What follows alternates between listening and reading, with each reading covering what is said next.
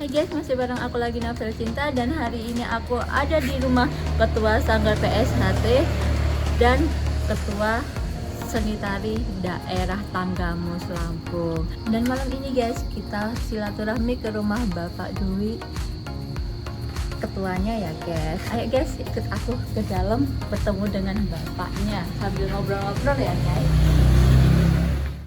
Dan ini loh guys, di rumahnya Mas Dwi Enggal Wijaya, dan ini dengan Mas Dwi nya saya lagi ketemu.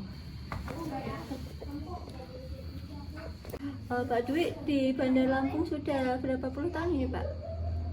Di Lampung saya dari mulai tahun 89 loh guys. Dan aslinya Pak Dwi ini dari Jawa Timur? Saya dari Jawa Timur, asli Ponorogo, Melarak. Dari desa Melarak loh guys. Dan sudah lama di sini dan mendirikan PSHT ya Pak ya? Di sini Ya, jadi perintis PSHT daerah Tanggamus Lampung guys. Sudah berapa lama itu Pak PSHT? Ya, dari mulai tahun 90-an. Dari tahun 90 Bapak sudah mendirikan PSHT di daerah Tanggamus Lampung dan mendirikan karawitan ini Pak? Karawitan sebelum corona, untuk karawitan wayang kulit kita sebelum corona itu sekitar tahun 2018 lah, sekitar itu.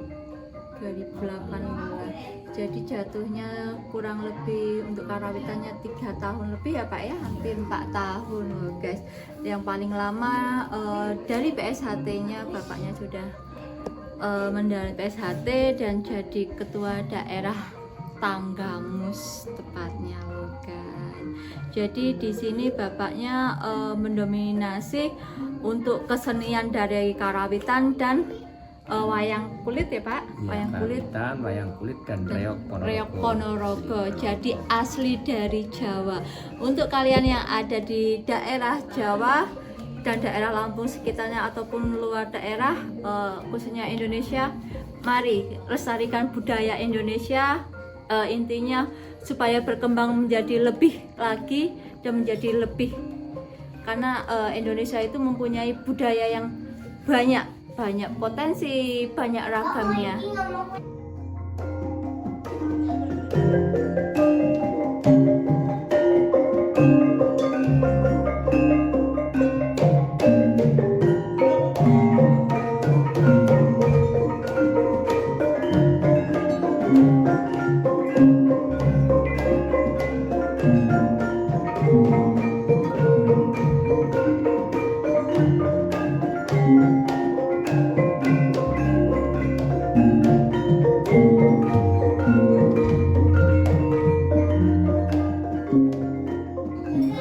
Kenapa sih Pak ibaratnya didirikan karawitan ini, dan motivasi untuk kedepannya apa ya Pak?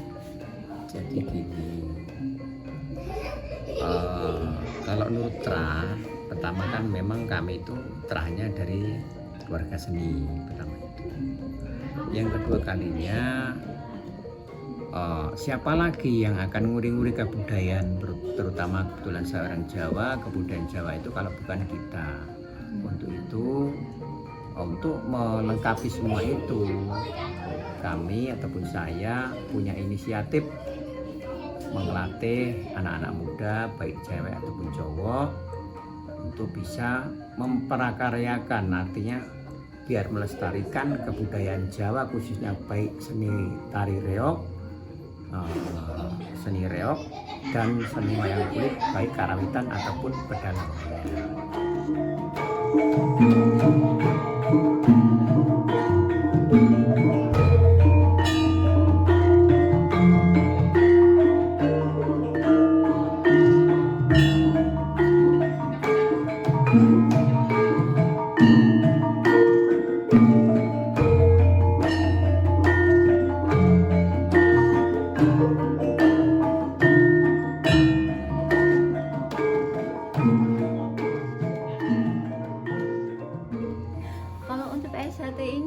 motivasinya kedepannya apa Pak untuk masyarakat lingkungan dan sekitarnya, atau lagi kan PSHT ini kan sudah terkenal di seluruh Indonesia dan mancanegara Pak.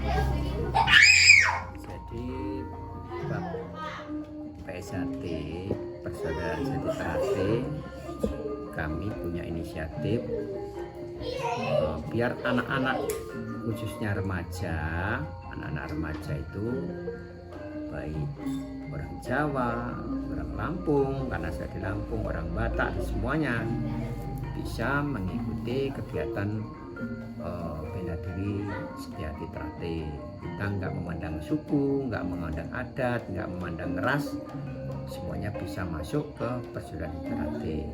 Intinya saya mau mendirikan atau mendirikan latihan di Gisting ini, di Lampung ini, Tanggamus, biar lestari, karena pencak silat itu sendiri berasal asli dari nenek moyang orang Indonesia asli. Kebetulan pendirinya adalah Ki Ageng Surodiryo. Mereka ataupun beliau pendiri tokoh Ki Ageng Surodiryo itu adalah salah satu pahlawan kemerdekaan dalam merebut Belanda. Nah, terus motivasi berikutnya untuk mengurangi hal-hal yang tidak diinginkan, artinya kejahatan dan sebagainya, supaya anak-anak itu dengan diberikan kesibukan latihan silat bela diri biar nggak terkontaminasi dengan mungkin narkoba atau kejahatan-kejahatan yang lain, mungkin punya inisiatif mau maling mau apa, karena dengan saat ada wadahnya dan ESA itu sendiri adalah terorganisasi yang baik dan mendidik manusia berbudi luhur, tahu benar dan salah. Itu di ESA Trate acaranya begitu. Kita juga menerima siswa itu bukan kalangan muda aja, dari anak-anak, remaja, bahkan sampai orang-orang dewasa yang sudah berkeluarga. Dan selama ini kan PSHT itu ada bahasannya protolan ya Pak ya, protolan PSHT yang intinya kadang sebenarnya bukan dari PSHT, cuma buat okol-okolan kayak gitu ya Pak. Ini untuk menyiasatinya dari PSHT ini gimana Pak? Pada dasarnya di ESA Trate itu sebenarnya ajaran yang bagus sekali, bukan agama tapi ajaran yang bagus sekali. Itu di ESA Trate sendiri tidak mengajarkan hal-hal yang bertentangan dengan agama, baik agama ataupun negara. Contohnya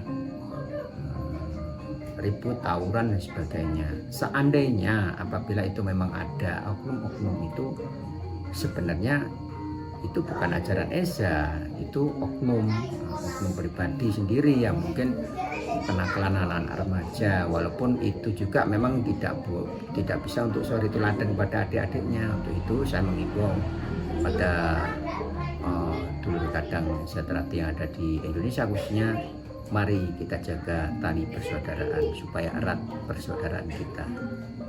Jadi untuk PSHT ini kan tidak ada batasan usia ya Pak ya, dan keduanya tidak ada unsur perbandingan suku, agama ataupun apa, siapapun bisa ikut gabung di PSHT ya Pak ya. Ya, jadi gini, pada dasarnya kalau untuk latihan ataupun usia latihan itu kita menerima usia dini, usia reguler itu remaja, maksudnya termasuk usia dewasa. Usia dini umpamanya anak-anak SD, nanti kita kelompokkan kepada anak-anak SD yang mungkin kelas 1 sampai kelas 6 dan sebagainya. Usia reguler remaja SMP sampai ke bahkan kuliah. Untuk usia dewasa dalam artian orang-orang sepuh, orang-orang muda yang berkeluarga, yang sifatnya memang usianya udah usia dewasa, itu juga bisa bergabung di latihan Persaudaraan Sejahtera. Terus untuk itu kita di organisasi Sejahtera ini, Persaudaraan Sejahtera ini tidak membatasi artinya tidak harus orang ini orang itu, tidak. Kita semua agama bisa masuk, agama Islam, agama Kristen, Buddha, Hindu, semua agama yang ada di Indonesia kita bisa mengikuti latihan atau bisa masuk ke menjadi siswa Perguruan Tinggi Ternate. Jadi tidak ada batasan ataupun suku, baik suku Jawa, Lampung, mungkin suku Sunda dan sebagainya. Pokoknya semua suku yang ada di Indonesia bisa mengikuti ataupun ikut menjadi siswa SH Ternate. Terbukti di Indonesia sekarang ini luar biasa banget perkembangan perguruan tinggi Ternate yang ada di Indonesia ini. Ada orang Dayak, orang Lampung, orang Palembang, orang Sunda, orang Ternate, bahkan di Papua sana semuanya sekarang basis SH Ternate. Basisnya banyak yang bergabung di organisasi Persaudaraan Ternate. Dan kegiatan setiap harinya selain di PSHT ini apa aja Pak katanya? Jadi Persaudaraan Ternate ini kan ada dasar-dasar tertentu, ada panca dasar. Yang pertama adalah persaudaraan, kedua adalah olahraga, ketiga bela diri, keempat kesenian, kelima kerohanian ataupun kebatinan.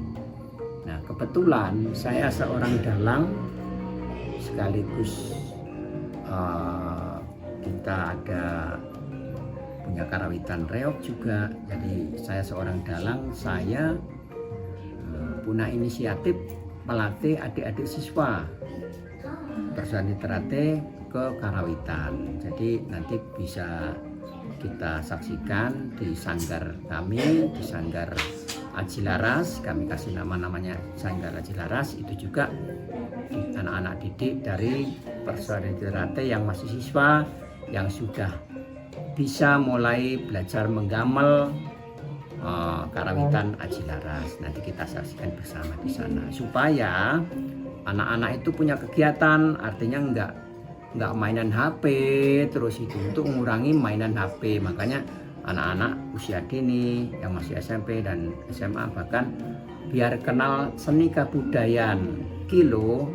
Ada budaya di Indonesia. Karena kita orang Jawa ya, kita memang bisa mendalami seni karawitan yang berbau dengan Jawa. Itu juga kami juga